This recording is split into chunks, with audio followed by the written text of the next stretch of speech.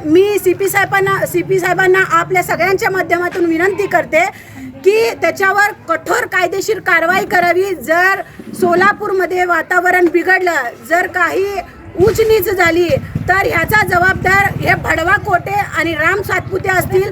निवडणूक आयोगाला पण विनंती करते की त्यांनीही ह्याच्यावर कायदेशीर कारवाई करावी। हो, बीजेपी सरकार देवेंद्र कोटे यांना पाठीशी घालते। बीजेपीच्या स्टेजवरच येऊन त्यांनी बोलले ना, एवढ्या पब्लिकमध्ये बघून त्यांनी जोशमध्ये स्वतःचे होश गेले। त्याला कळालं नाही की आपण काय बोलतोय, कोणाच्या मतावर आपण नगरसेवक झालोय।